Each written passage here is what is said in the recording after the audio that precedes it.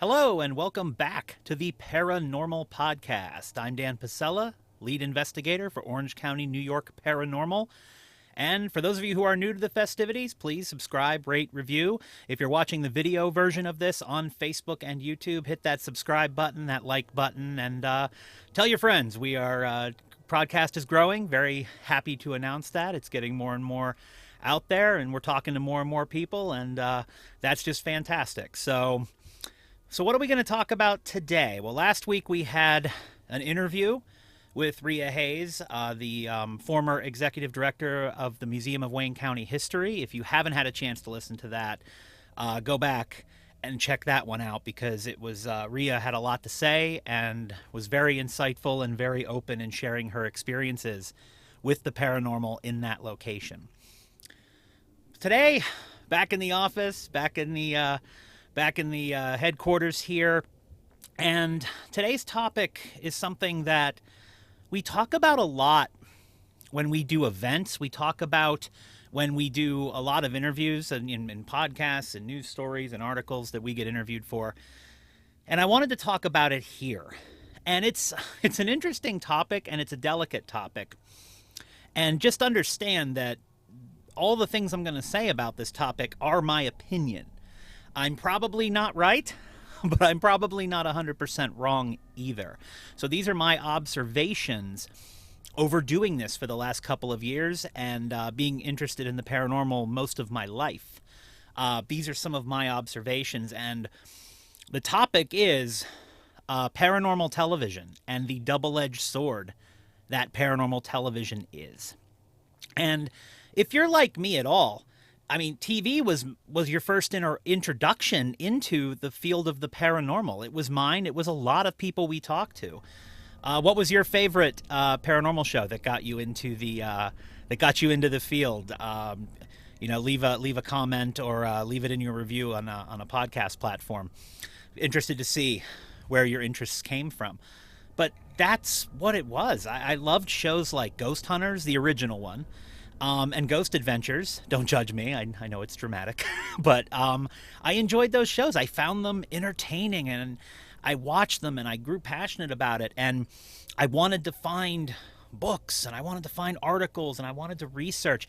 It got us wanting more, to read more, and eventually do more, which is why we're here now doing all of this. Without those shows, without those pioneering things on television that showed things we had never seen before, we wouldn't be doing any of what we do.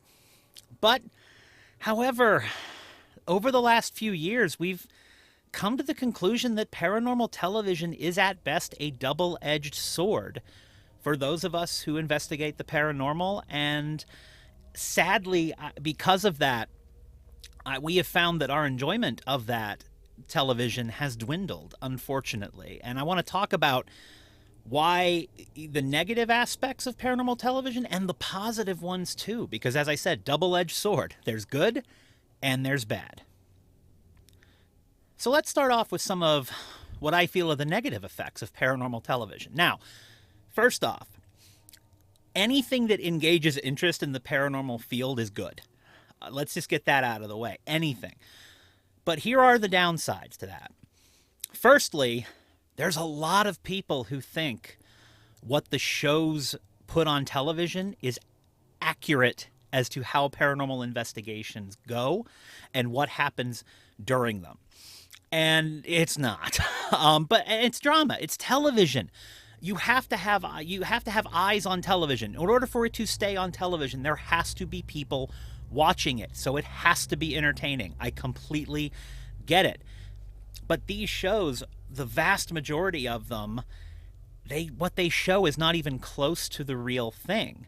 I have not seen one that adequately portrays it close to what it actually is. Now, there are some really good reasons why they don't do this.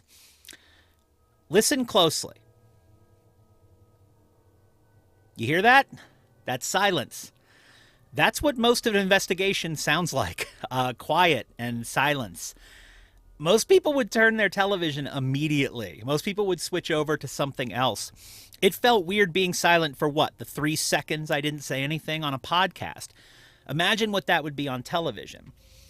Silence on television is deafening. So you cannot have just sitting in a room for 3 hours with very few things being said in hopes of drawing out paranormal activity. And I watch it. I wouldn't watch it if I weren't doing that just for what we do anyway. But at the same time, that is something, that's one of the reasons they do it. And another reason is they only have 42 minutes of a show. Investigations take hours and days. You cut out the dull and leave in the good stuff. Again, it's totally understandable. Look, I review all of the video evidence that we take on all of our investigations, and it can be anywhere from 20 to 40 hours of video. That's tedious even for me, and I'm the one doing it. So I completely get it. And another good reason that the shows are very dramatic is, frankly, people love to see people afraid. Horror movies are all the rage. If you don't believe me, in 2022, horror movies grossed over $630 million at the box office.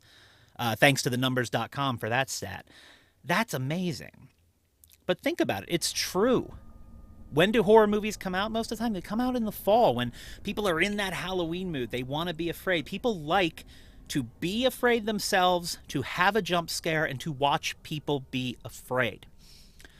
So that being said, you can see I completely understand why many of the paranormal television shows are extremely dramatic, because there are good reasons for this. There are good reasons.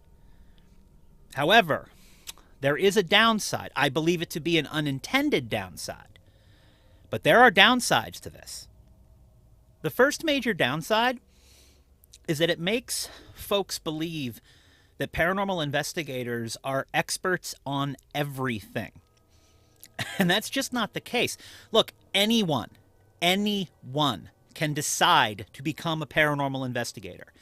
Anyone. Just like we did. We woke up one day and said we want to do this, and we became paranormal investigators. There's no class, there's no schooling, there's no syllabus, there's none of that. We talked about that a couple of episodes ago, about how there is no standard methodology for learning to be a paranormal investigator. You can go to a haunted location, bust out a recorder, bust out a camera, boom, you're a paranormal investigator. But not anyone can just decide to become a demonologist or an exorcist or an expert in parapsychology.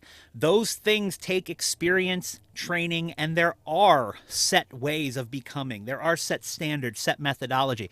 You can't just decide to be a psychic or an empath. Those are gifts, or as the people who actually have those gifts will tell you, sometimes a curse.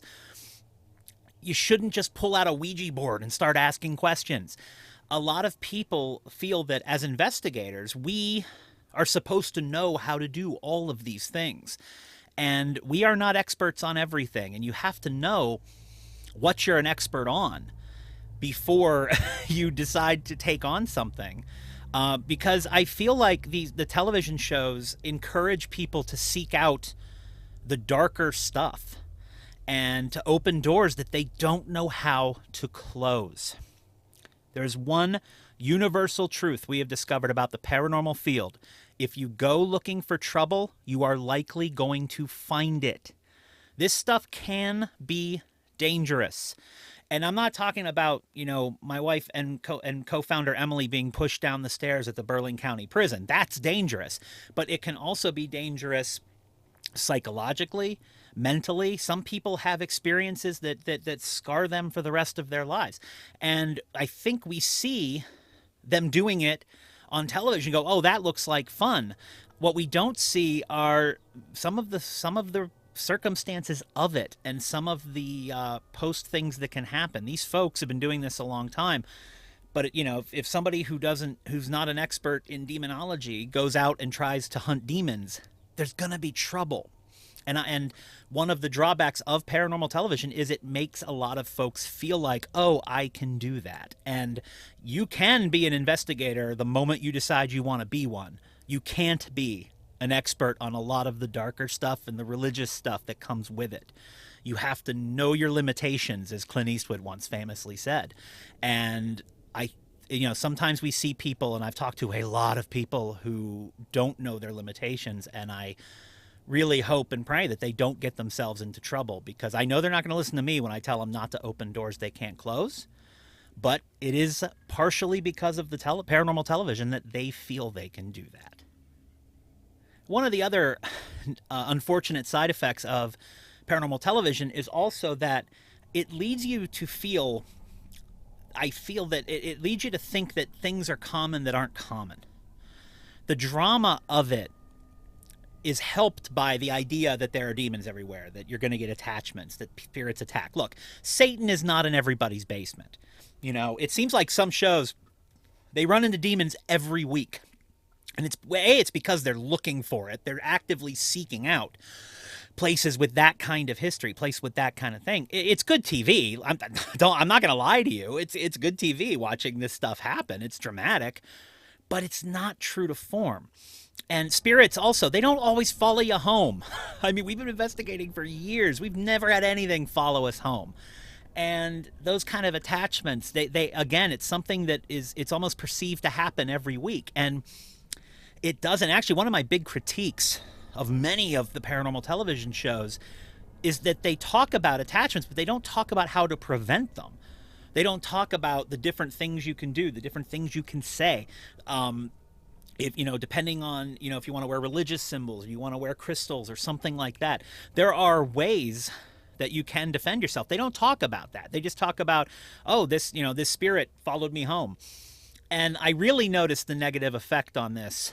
When we first started doing these investigations, I went on YouTube and I joined some just paranormal group chats just to see, and people just talking on YouTube or on Facebook or on Instagram, and and all these people, like, everywhere they go, every time they go anywhere, spirits are following them home. And I'm sorry, a lot of that is conditioning.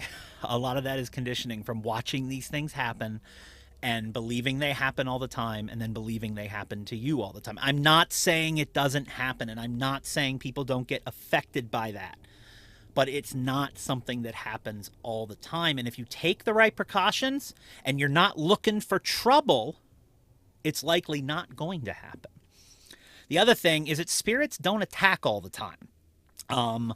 It seems like people are always getting scratched or punched or pushed, and it's happened a couple of times. I've been scratched a couple of times. I think every investigator's been scratched. And by the way, that's not always, Satan saying hello. A scratch can be for attention. I have found that EVPs we've captured after a scratch are more or less just saying, hey, I got your attention, or hi, or hello. I got scratched at Hillview Manor in Pennsylvania, and we caught an EVP as I was talking about it with Emily, saying it was my fault that I got scratched. So it blamed me for it. But it's happened maybe half a dozen times in, the 70 plus investigations, I've lost count, of how many we've done. It's not something that happens all the time. But again, the TV shows lead you to think that it happens a lot. And it just sets an unrealistic expectation for what being a paranormal investigator actually is. So what's the result of this? As I alluded to before, people bite off more than they can chew, and then they get into trouble. Some of the things people have told us they've done are just astounding. Like trying to summon demons on a Ouija board, trying to taunt negative energies and negative entities and elementals, and then they call us and they're like, hey, I did something, and then they get mad because I tell them we're not qualified to help them. And we do try to find the right people, and thankfully, over the last couple of years of doing this, we've really built a network of, here's who we go to for this, here's who we go to for that. But people get into trouble and they call us, and we know what we can do and we know what we can't do. And, so we don't bite off more than we can chew. We know exactly what we can do. But people get themselves into trouble. And it all comes down to that paranormal drama, right? That drama. The paranormal field is an interesting place. I will say that. There are a lot of different people. If you want to see every type of human being, go on one of these YouTube like paranormal chats live, because there's some amazing people in the paranormal field, and there's just so many different types. But because the paranormal TV shows have so much drama, folks think that's how it's done, so they try to emulate it. Rhea Hayes, who we interviewed last week, she told us a story from the Museum of Wayne County History about a group of that came in, and they kept like doing takes. Like a girl would walk into the cell and shake it, going and scream, and then she would stop and go, "Okay, I didn't like that take. Let's do another take," because that's what we're trying to accomplish here. And Tim and Tracy of Grapevine Farms, the owners of that haunted location, they've told us similar stories of like so people thinking that something was coming through a portal because the floorboard cracked. Like, it's just trying to do all of that and get all that drama. Why? Because you want to emulate what is popular, what you see. So a lot of folks that are investigating and creating content are doing it for clicks and views, because that's what gets them. All these shows are highly rated. There's so many of them now. Why? Because people are watching, and everybody, I think everybody kind of wants to be popular, wants to have views, wants to have clicks. And I understand I'm being hypocritical, because I started this off by telling you to like and subscribe and comment and review to everything we do. But for many groups, and the most serious groups, the video and the Facebook and the podcast, they're the offshoot of being a paranormal investigator. They're not the reason that we investigate the paranormal. Another one of the downsides of paranormal television that you may not have thought about is it's made paranormal stuff really popular. And that means it has made paranormal locations, especially the iconic ones, really expensive. I cannot tell you how many times we reach out to a location and they're like, "Oh, we'd love to have you, $1,500 for the night." What? Like, they are in demand. They know it, and they price accordingly. And some of them that we've talked to, it's $1,000 to investigate, but if you want to publish your evidence, you have to pay them even more. And what it does is it prices out investigators that aren't in a large group, or people that just frankly don't have the means to afford it. Who has the means to just do that every weekend right now? Most of us do not. I know we don't.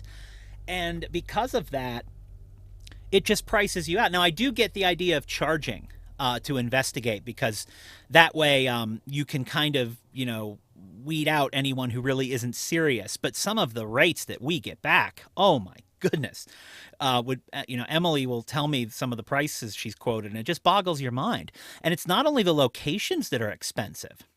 The equipment has become extremely expensive. Companies work hard to get their equipment on these TV shows, and it shows. And if you see something, if you're watching Ghost Hunters, Ghost Adventures, or one of the other TV shows, and you see a piece of equipment you want, prepare to pay for it. Because the second it appears on television, let me tell you, from experience, that adds $200 to the cost of it because of demand. And honestly, because of that, we've started making a lot of our own camera rigs and things like that. We've started making everything we can make on our own. And actually, that's sort of a tip for anyone who wants to get into this and is looking for equipment. There are a lot of paranormal groups who have engineers in them, and I'm not one of those, who actually make their own paranormal equipment now because of how expensive it is, and their rates are very reasonable.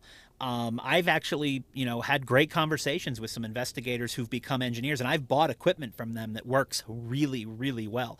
So if you're looking for a certain piece of equipment, try eBay, because there's a lot of paranormal groups that make their own equipment, and they understand how expensive it is, and they make just as good of stuff, and they do it for much less expensive than a lot of your mainstream paranormal equipment websites and stores do. So I've been harping about all the bad stuff about paranormal television, despite the fact that I've most of my life I've watched it and enjoyed it, but it's not all bad. There are some great things that the popularity of paranormal television has done. And really, it all has to do with bringing the field into the forefront and allowing people access to it. If this was something, 25, 30 years ago, if this was something you were interested in,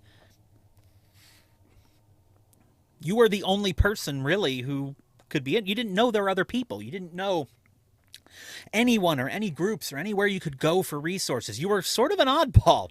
And now, because it's more mainstream, those of us with that interest can come together and congregate. I mean, even just down the street from where we live here, there's a group that meets every month. And it's not one paranormal group. It's just a bunch of paranormal enthusiasts who come together.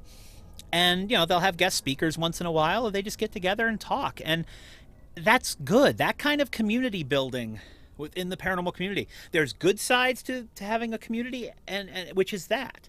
And it's that bonding. And the fact that when you have more people involved, there are so many more resources. I mean, sure, the equipment is expensive, but it's there. It's been invented now, and there's new equipment being invented every day.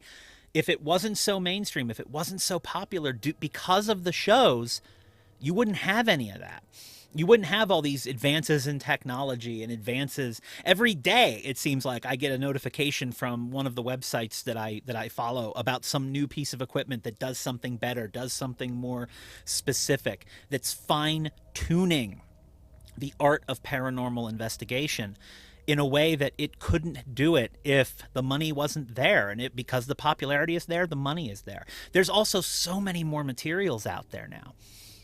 It was not easy to find books on parapsychology and the paranormal, but now, because of the popularity of these paranormal television shows, the hosts of them have written many books, and I actually have enjoyed some of the books quite a lot. I always say, if anybody wants to start being an investigator, I really feel Zach Bagans' book Dark World is a great place to start, because it's really interesting about the journey, how you get there, but it also talks about paranormal equipment, paranormal methodology, and a lot of the really complex theories of the paranormal broken down in crayon for people like me to understand.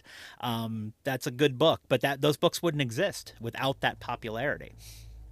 And the other thing that's really a huge positive of paranormal television is that locations can raise money. Now, I just got done complaining about how much the iconic locations cost because of the TV, but most haunted locations are not iconic.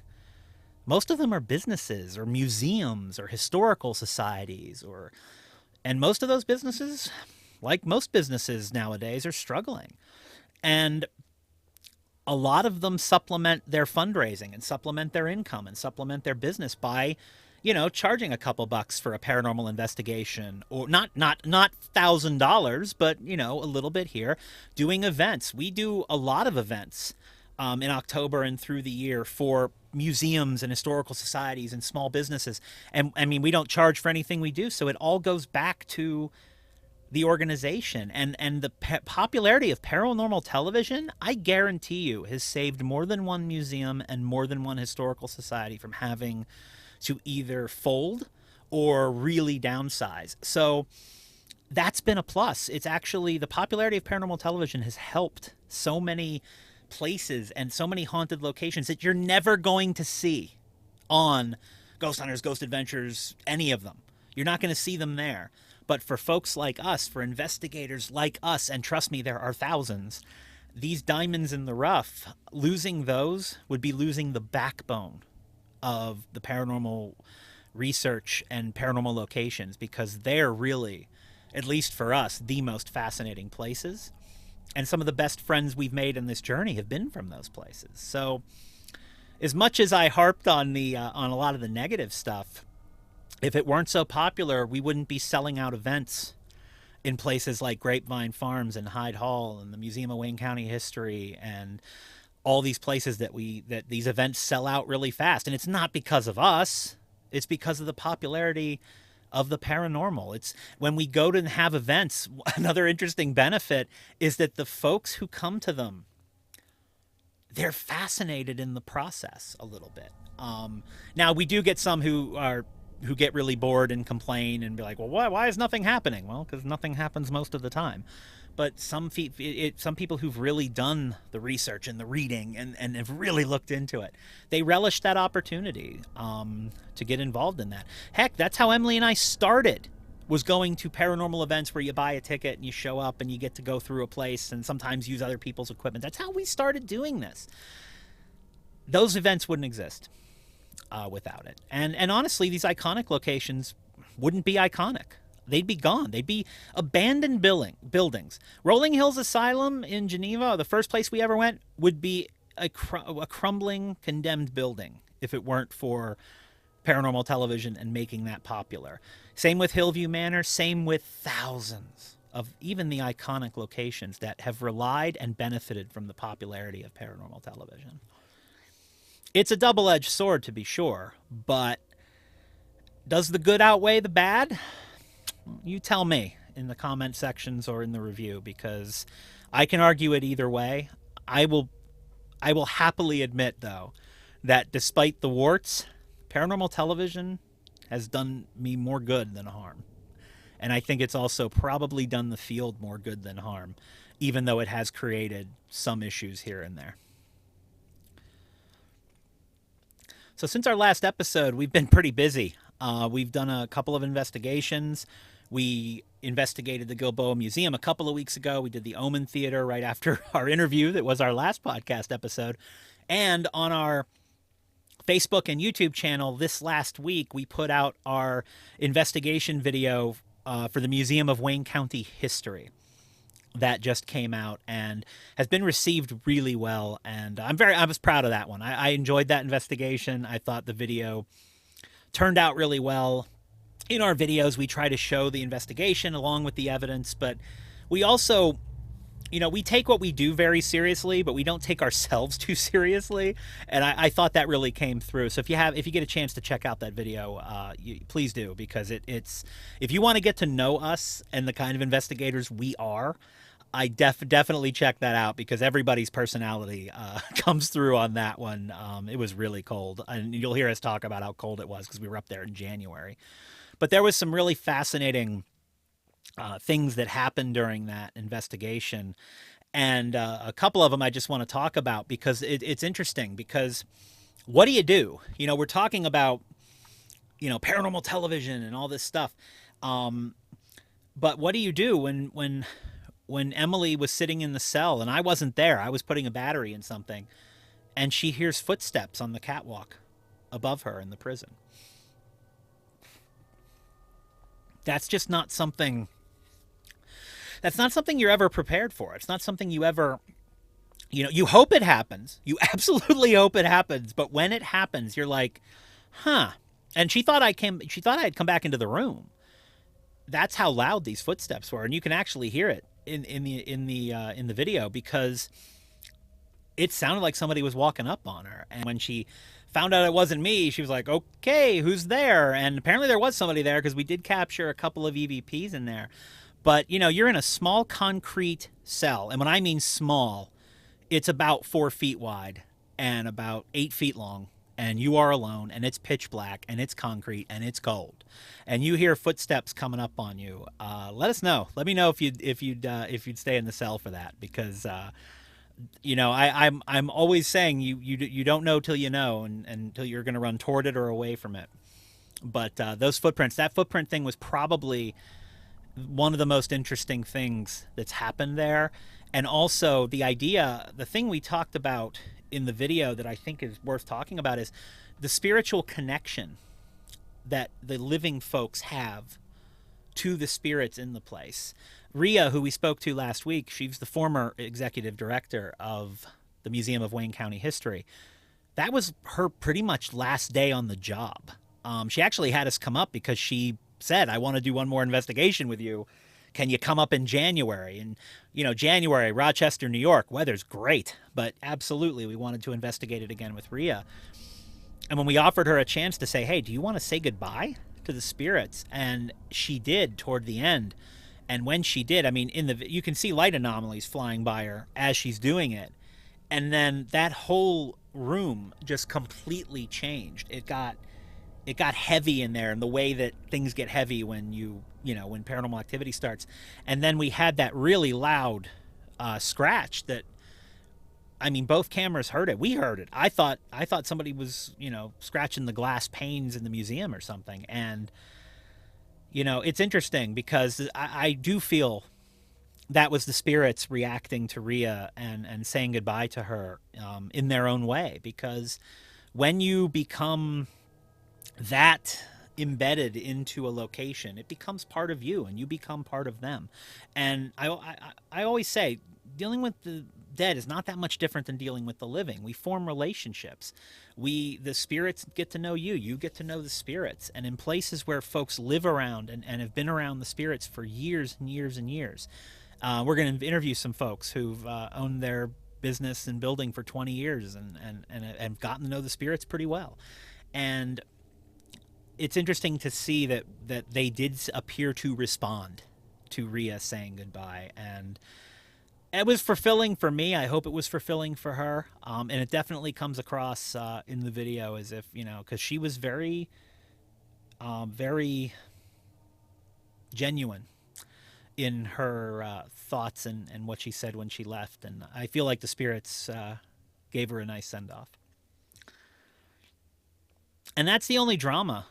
That's the only drama from that investigation, because honestly, that's real. That is real. That is a genuine emotion. That is something. It's not running around and screaming. When the scratch happened, you'll notice that we would probably be really bad television, because when the scratch happened, we were like, "What was that? I don't know. What was that?"